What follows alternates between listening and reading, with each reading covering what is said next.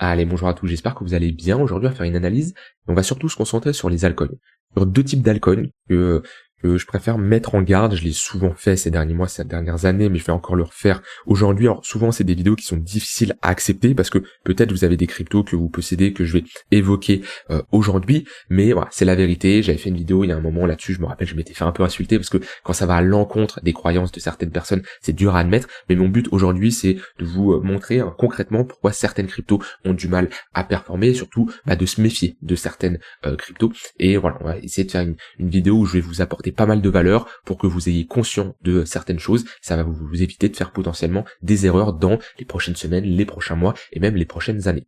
Avant que je commence sur la thèse que je veux mettre en place ici, je tiens à vous rappeler que vous pouvez profiter de 200 € offerts sur le programme Crypto Investor. En ce moment, c'est l'offre du moment au vu du contexte de marché pour que tu puisses te former, débloquer les compétences et les connaissances pour analyser une crypto de A à Z, construire un portefeuille sur mesure, bien prendre tes profits au bon moment, rentrer au bon moment, etc. Je te partage toutes les connaissances que j'ai acquises. Ici, tu as tous les éléments pour investir comme un professionnel, plus de 25 heures de vidéos, un accompagnement, un groupe privé. Tu as toutes les informations en cliquant sur le premier lien en description. Et pour profiter des 200 € offerts, je t'invite à cliquer sur le premier lien en description pour activer ton offre. Alors, au niveau des altcoins du coup, je suis tombé sur sur ce site, sur CoinMarketCap, alors pas le site de CoinMarketCap, mais ici sur l'altcoin season, c'est une fonctionnalité qu'ils ont ajoutée qui nous permet de tout simplement voir la performance du top 100 crypto sur les 90 jours, on peut comparer à bien sûr Bitcoin qui est ici, on voit qu'il y a très peu d'altcoins qui sont dans le vert. Et je me rends compte, beaucoup de gens sont 100% altcoin. Je l'ai très souvent répété que c'est dangereux d'être 100% altcoin, mais on a tous un profil qui est différent, il n'y a pas de mal d'être 100% altcoin, mais faut l'accepter que ça peut être beaucoup plus compliqué parce qu'automatiquement il y a une volatilité qui est importante. C'est-à-dire que la personne qui est 100% altcoin, elle doit accepter que son wallet peut faire un moins 50, moins 70% pour un investisseur long terme. C'est quelque chose qu'elle doit accepter parce qu'elle prend en compte que elle a très peu de Bitcoin, très peu d'Ether et automatiquement la volatilité est beaucoup plus importante. Maintenant, moi il y a quelque chose que j'aimerais vous prévenir, c'est que il y a des patterns qui se répètent au fur et à mesure des cycles et des cryptos qui prennent beaucoup plus cher que d'autres. Aujourd'hui, je remarque et je l'ai souvent répété que si on commence à rentrer dans un marché baissier, si on commence à rentrer dans un potentiel bear market, les cryptos qui vont prendre le plus cher, c'est les cryptos qui ont énormément de supply à libérer. Ce qu'il faut comprendre, c'est que quand un projet se lance, elle va miner, tous les jetons vont être minés, ils vont être disponibles, mais ils vont être bloqués dans des smart contracts. Admettons demain, je lance le token Nico Crypto, je décide qu'il y aura 100 000 tokens, d'accord, mais il n'y aura pas 100 000 tokens disponibles tout de suite maintenant. Les 100 000 tokens, je vais les répartir entre la fondation, entre mes équipes, entre des investisseurs privés, pour l'écosystème, pour la trésorerie, bref, je vais faire une répartition comme ça, que je décide, et je vais dire, ok, très bien, et il y a un airdrop, et au début, au lancement de la crypto, il va y avoir seulement 10 000 jetons en circulation, soit 10% de la supply, de la total supply ici. Et je vais décider que ces 90 000 qui sont bloqués, ils vont être libérés sur une période de temps, 3 ans, 5 ans, 6 ans, comme ça. Il va y avoir des échéances avec des déblocages. Et automatiquement, ce qu'il faut prendre en compte, c'est pendant toute cette phase de déblocage, c'est des personnes qui ont pu bénéficier d'un prix de token assez faible et qui vont automatiquement pouvoir vendre. Et ça peut engendrer une pression baissière. Aujourd'hui, il y a pas mal de cryptos qui sont dans ce genre de scénario avec pas mal de jetons à débloquer. Et c'est les cryptos qui prennent le plus cher en bear market, c'est parce que leur token mix joue un rôle important. Et il y a des projets qui sont très intéressants, qui ont un fondat qui est intéressant, qui ont du potentiel. Le problème, c'est que la token mix pose problème tant que l'entièreté de l'offre l'entièreté de la supply n'est pas en circulation. Et il y a un exemple qui est très simple, c'est par exemple Philcoin. Philcoin, la token mix est horrible. Et c'est une crypto qui, après, ça fait je sais plus combien de temps qu'elle est lancée, 2018, 2019, 2018, on n'a toujours pas atteint toute la total supply. On voit que on a un circulating supply de 642 millions, total supply de 1,95 milliard, et c'est un projet, ça fait 7 ans qu'il est créé. Et on a toujours une augmentation de la supply. Et ce qu'il faut prendre en compte, c'est que on a un market cap de 2 milliards, et on a une FDV de 6 milliards. La FDV, c'est le market cap si on met toute la supply en circulation, tout en gardant un prix de 3,07 $. C'est-à-dire que là, si demain, on veut garder un prix à 3,07 $, en mettant toute la supply en circulation, il faut pouvoir avoir un market cap de 6 milliards. ce qui n'est pas la même chose. C'est-à-dire qu'on fait x3 sur le market cap tout en gardant un prix. Et c'est ça qui impacte beaucoup les cryptos. Et on peut faire la comparaison ici avec Philcoin, où je peux prendre tout simplement, je vais aller sur une autre charte, je vais ici comparer facilement, hop, Philcoin en dollars, ici à gauche, et à droite, on va mettre le market cap de Philcoin. CryptoCap. C'est très important, ce que je vous explique ici. Si vous comprenez ça, je dis pas que vous allez devenir le meilleur investisseur du monde, mais vous allez déjà éviter de faire des erreurs. Je vous rappelle, ici, hop, le market cap, comment calculer le market cap, c'est tout simplement le nombre de tokens en circulation fois le prix. Ici, si je fais 642 millions fois 3,07, je vais atteindre 1,97 milliard. Et automatiquement, il peut y avoir une augmentation du market cap sans pour autant avoir une augmentation du prix. Pourquoi? Parce que qu'est-ce qui fait varier ici le market cap? Ce qui fait varier le market cap, c'est soit l'évolution du prix, soit l'évolution du nombre de jetons en circulation. Et il peut y avoir une évolution du market cap qui double sans que le prix augmente, si on double automatiquement le supply. Et c'est un cas concret, c'est ce qu'on a eu avec Philcoin. C'est-à-dire que là, je me mets en weekly, ici je suis en weekly, on voit bien que pas de souci pendant la première jambe haussière qu'on a eu ici en 2021, on voit bien qu'on avait tout simplement une évolution similaire entre le prix et le market cap. On voit bien sur la première jambe haussière. Ensuite, on est rentré en bear market, et qu'est-ce qu'on se rend compte? Eh bien, on se rend compte qu'on a eu pas mal de phases de déblocage de jetons. On a eu des jetons qui ont été libérés, qui ont été mis en circulation, et on voit ici la différence, c'est que lorsqu'on a un prix qui prend un moins 98%, on a ici un market cap qui prend un moins 90, moins 85, au plus haut, moins 62%. Et si je prends ce rebond qu'on a eu ici, vous voyez sur mon graphique de droite, c'est ce rebond qui est ici. Quand je regarde, au point le plus haut, on était à peu près à 2000% de l'ATH, ok? Soit un x20, pour faire simple, on était à un x20 de l'ATH. Quand je prends de ce rebond-là, on était qu'à un x2,5. Et c'est là où on se rend compte que, à partir de maintenant, pareil, de l'ATH, on est à un simple x7 sur le market cap. Simplement un x7. C'est énorme, mais on est juste un x7. Si je compare ici, avec actuellement, si je me mets à aller à, on est à 3 $, hop. Vous voyez la différence? Et automatiquement, ça, par exemple, c'est une crypto qui ne pourra pas retourner à son ATH. Et holder des cryptos comme ça, tout en sachant qu'on a énormément de jetons à libérer, c'est dangereux.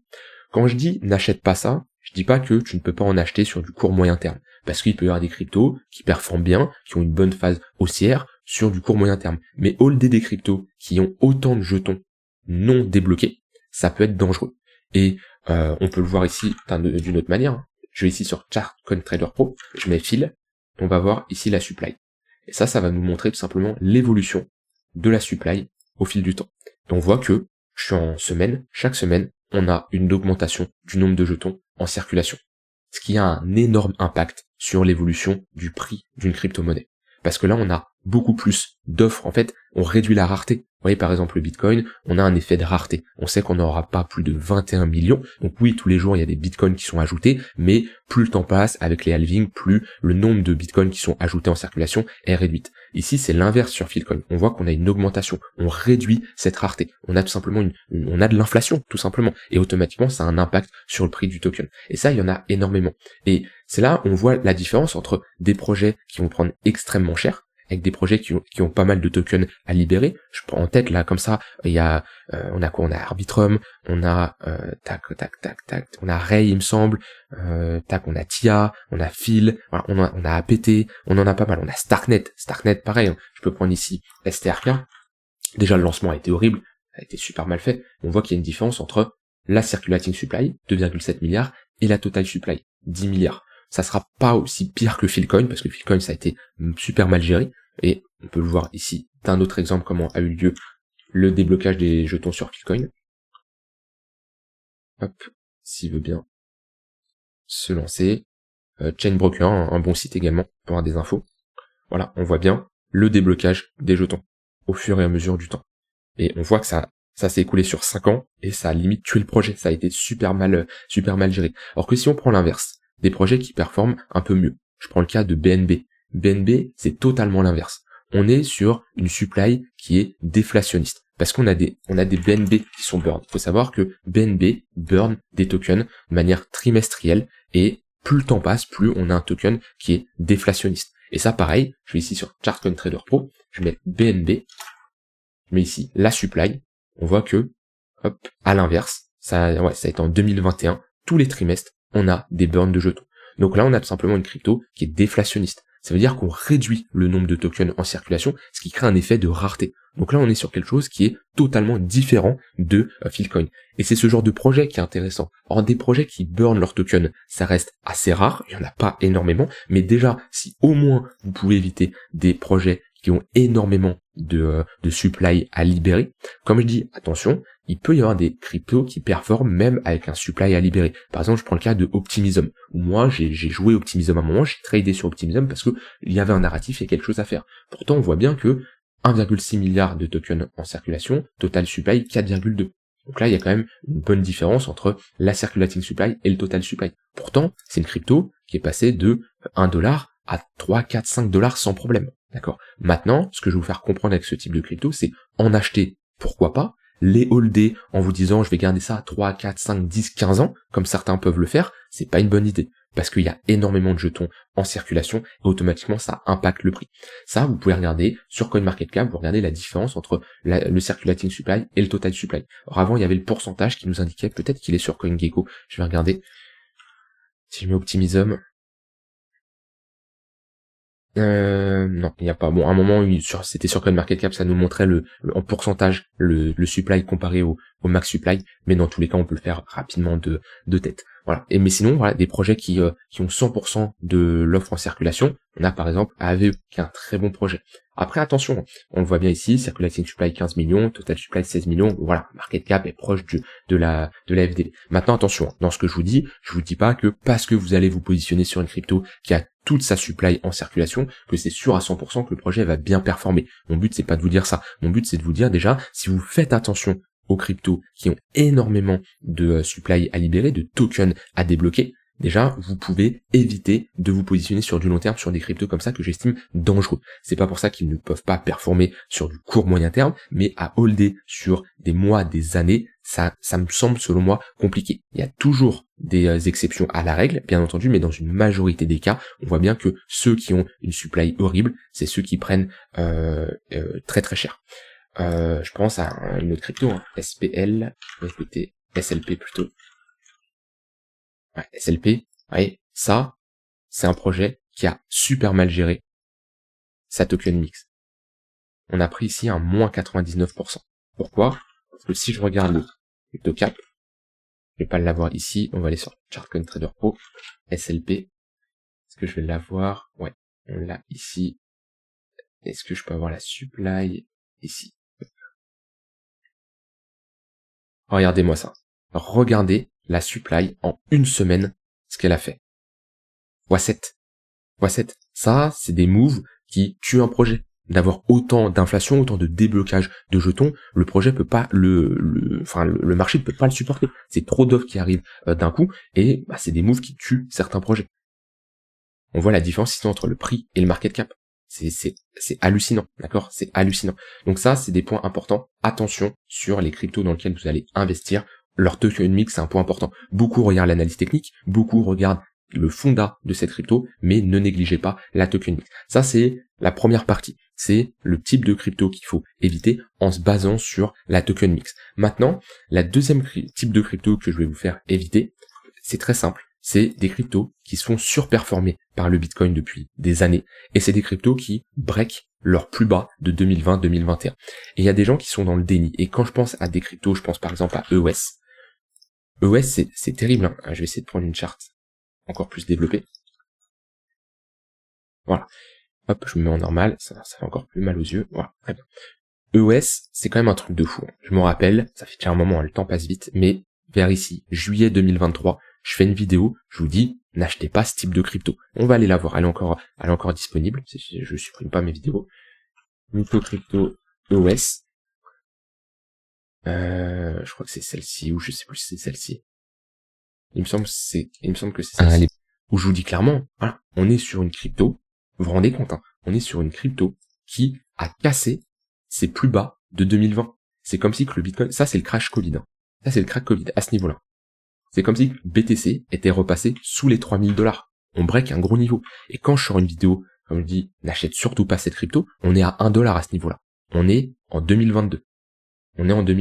Actuellement, on a divisé le prix par 2, sachant que on a Bitcoin qui a fait un x5, x6, qui est passé de 15 000 à 100 000$. On a des cryptos qui ont très bien performé. Et sur EOS, depuis ma vidéo, le prix a été divisé par 2.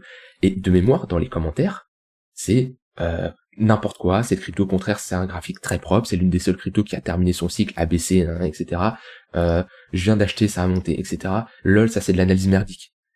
Mon but, c'est pas de vous dire quoi faire, mais au bout d'un moment, faut être honnête. À partir du moment où on a une crypto qui break un plus bas, comme si le BTC cassait ses 3000$, faut pas être dans le déni, qui flippe son niveau de support en résistance, et j'avais refait une deuxième vidéo sur EOS, c'était celle-ci, où c'était pareil.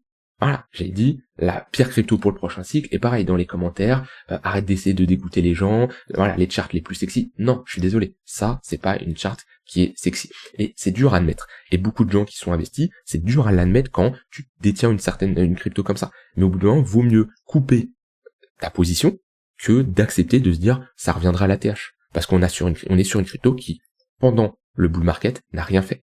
Voire même à être divisé par 2, par 3. Ah, comme je l'ai dit, quand on prend le bottom du Bitcoin qui s'est fait en janvier 2023, bah sur EOS, on a divisé par 2. C'est la triste réalité. Et ça, il y en a plein des cryptos comme ça. On a EOS, on a Bitcoin Cash, qui encore se reprend un peu mieux qu'EOS, je veux le reconnaître, mais si je regarde sur du long terme, c'est pas terrible. On a des cryptos comme IOTA. Voilà. Ça, c'est pas terrible. On en a pas mal. Et pour faire simple, c'est souvent les cryptos qui ont très bien performé en 2017. Sur ce type de crypto, qui n'offre pas de rendement avec le staking, avec la DeFi et j'en passe, votre but, c'est de faire une meilleure performance que le Bitcoin. Et si vous voulez déterminer si ce type de crypto est intéressant, vous pouvez comparer cette crypto parmi la charte du Bitcoin. Et pour ça, on peut prendre par exemple EOS, USD, divisé par BTC USD. Alors ça marche pas. On va prendre crypto EOS, USD divisé par crypto BTC USD. Parfait. Vous voyez ça, mais en logarithmique. Ça, c'est la représentation de la performance de EOS par rapport au Bitcoin. Quelqu'un qui détient du EOS depuis 2018 s'est fait surperformer par le Bitcoin. C'est-à-dire que la personne a pris beaucoup plus de risques en investissant sur une altcoin, parce qu'automatiquement, quand vous investissez sur une altcoin, vous prenez beaucoup plus de risques que quand vous investissez sur le Bitcoin. Et elle a eu des rendements inférieurs. Et c'est pas des rendements très légèrement inférieurs. C'est qu'on est sur un moins 99%. On peut prendre ici, j'ai pris EOS, mais pareil, même si je prends Bitcoin Cash, vous voyez, même si c'est pas mal ce qui nous a fait aller sur les derniers mois, ça n'a rien à voir quand on regarde avec la performance du Bitcoin. Si je prends même, une crypto que les gens aiment bien, là, en ce moment, je vois beaucoup, LTC. Ok, sur les derniers temps, ça, c'est pas mal. On essaye de potentiellement structurer un bottom. Sauf que, sur du long terme, depuis 2014, c'est moche. Si je prends IOTA, c'est moche. Donc on voit qu'il y a très peu d'altcoins qui surperforment le Bitcoin. Ça, c'est un fait, c'est une réalité. Attention, quand je vous montre ça, je vous dis pas que toutes les cryptos que je possède, ils surperforment le Bitcoin, que je suis le meilleur, que moi, les cryptos que j'ai choisis font x10 par rapport au Bitcoin. Non, je vous dis pas ça. Mais mon but, c'est pas de vous montrer déjà les meilleures cryptos, mais c'est déjà vous faire rendre compte comment vous pouvez voir une crypto qui a moins de chances de performer comparé au Bitcoin. Et si dans mon portefeuille, j'ai 20% de BTC actuellement et une grosse partie d'Ether, ou BTC plus Ether, ça représente 60% de mon portefeuille, et c'est vrai que je m'attendais à une meilleure performance d'Ether sur les 2 dernières années, je garde quand même une forte exposition sur les 2 mastodontes, parce que je sais déjà qu'il y a pas beaucoup d'altcoins qui vont faire une meilleure performance que Bitcoin et Ether. En tout cas, sur du long terme. Ça m'arrive de me positionner sur des cryptos, sur du moyen terme, même un peu sur du long terme, mais tout en sachant que je ne vais pas holder comme je veux holder du Bitcoin, comme je veux holder du Ether sur 5, 10, 15, 20, 25 ans. Parce que c'est les mastodontes et je sais qu'ils seront là. Comparé à des altcoins qui peuvent faire une bonne performance pendant un temps, mais c'est compliqué de holder, je trouve c'est compliqué d'être holder de certaines cryptos pendant 5-10 ans. Par exemple, du BTC ok, de l'Ether ok, du Solana pourquoi pas, mais des cryptos que j'ai eu un temps, par exemple du AKT, du Optimism, du Centrifuge, c'est des cryptos que j'ai détenus, parce qu'il y avait quelque chose. Optimism a fait une bonne performance, AKT a fait une bonne performance, Centrifuge aussi, mais c'est des cryptos que j'ai détenus un temps, Je me suis positionné sur la narrative parce qu'il y avait quelque chose. Mais quand je me positionne, je me dis pas ça y est, c'est un projet qui va qui va éclore et je vais le détenir pendant 20 ans parce que je sais qu'il y a de grandes chances que beaucoup d'altcoins se font surperformer par le Bitcoin. Ça, c'est la réalité. Voilà, je préfère être honnête dans ce que je vous montre, et c'est ce que je me suis rendu compte en regardant ici l'Altcoin Season Index là qui est sorti par CoinMarketCap. C'est si je peux vous apporter de la valeur là en 20 minutes de vidéo et vous donner des conseils sur les cryptos à éviter. Comme je dis, il y aura toujours des cryptos qui vont sortir du lot. La preuve concrète, XRP.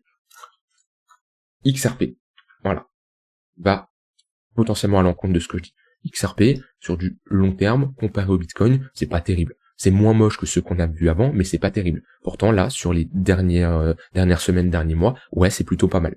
Voilà, il y a des cryptos comme ça qui sont différentes, mais on prend toutes les cryptos depuis 2017, et on les compare au Bitcoin, 99% des cryptos, ils vont ressembler aux charts d'avant. XRP, voilà, sort un peu du lot, faut le reconnaître. Et pareil, dans les cryptos, je vous dis attention aux tokens qui sont pas encore débloqués, il y en aura toujours qui vont sortir du lot, qui vont pouvoir performer. Mais dans la majorité des cas, les deux points que j'ai mentionnés dans cette vidéo, c'est-à-dire les cryptos qui ont pas mal de jetons à débloquer, ce qui est souvent les cryptos jeunes, les projets jeunes, et également les projets anciens qui ne surperforment pas spécialement contre le Bitcoin, ça vous montre que attention à ceux qui veulent holder des cryptos pendant 5, 10, 15, 20 ans. Bitcoin, Ether, pourquoi pas, les altcoins c'est beaucoup plus compliqué, qu'on voit que ils se font surperformer tout simplement par le Bitcoin. Voilà, j'espère que cette vidéo c'est pas pour vous ouvrir les yeux, c'est pas pour vous faire vendre ou autre, c'est pour vous montrer des faits. Et je n'invente rien, c'est la charte qui le montre, c'est des chiffres qui le montrent, c'est pas moi qui crée cette charte là, c'est pas moi qui fais bouger le marché, je vous montre une réalité. Et quand je repense, comme je le dis, à EOS au moment où je le dis, on perd des gros niveaux, c'est moche, et une charte comme ça me donne pas envie d'acheter, il y en a qui sont dans le déni, je le vois, c'est des gens qui sont sûrement amoureux de leur bague, et ce qui est dommage, c'est que peut-être qu'ils ont un ego trop important qui leur font du mal au point de clôturer leur position, sauf que potentiellement, c'est des gens où, en 2023 à 2025, ils n'ont fait aucun profit. Alors qu'on a des cryptos qui ont bien performé. Je dis pas toutes les cryptos, mais déjà Bitcoin, Ether, BNB, Solana, XRP, on voit qu'il y a des cryptos qui ont quand même fait quelque chose. Même ADA c'est pas ouf, mais c'est quand même, il y a un petit quelque chose, d'accord? Malheureusement, il y a des personnes qui ont holdé ces cryptos-là en se disant, c'est sûr à 100% qu'ils vont revenir, malheureusement se trompent aujourd'hui. Et j'ai envie d'aller plus loin. Attention, des potentiels cryptos comme EGLD, des cryptos comme qu'est-ce que j'ai en tête, peut-être Polkadot même, ce type de crypto comme Avax, peut-être c'est demain les LTC, les Bitcoin Cash, les IOTA. Ils ne sont pas nés en 2017, ils sont nés en 2020-2021, mais ça sera le cas, parce que toutes les cryptos qui ont fait un nouvel ATH en 2021 ne feront pas de nouvel ATH dans le restant de leur évolution. Voilà, je préfère être objectif là-dessus, je veux pas que vous deveniez non plus un Bitcoin maximaliste, vous dites qu'il y a que Bitcoin, faut pas investir dans les altcoins, vous pouvez, mais voilà, moi c'est pas non plus mon cas, je dis juste que attention à ceux qui vont holder des cryptos pendant des années et des années, en se disant que ça va trop bien performer. Ça peut, il y en a qui ont il y a eu le cas, par exemple Dogecoin, voilà, ça a été le cas ici, ça a été le cas ici, pourtant Dogecoin a une charte qui existe depuis des années et des années, il y a toujours des cas particuliers, mais dans la majorité des cas, partez du principe que vos altcoins vont se faire surperformer par le Bitcoin, sauf sur du court moyen terme où certaines altcoins peuvent sortir du lot. Par exemple, voilà, un cas concret avec XRP, un cas concret avec d'autres cryptos qui ont très bien performé, mais la majorité, attention, il y aura de grandes chances qu'ils se fassent surperformer par le Bitcoin. Je vous laisse avec ça, j'espère que cette vidéo vous aura plu. Si vous voulez aller plus loin, je vous rappelle, vous pouvez vous former et vous avez 200 € offerts avec le programme Crypto Investor. Vous avez toutes les informations en cliquant sur le premier lien en description. Je vous souhaite une bonne fin de journée et je vous dis à demain pour une prochaine vidéo. Bye bye.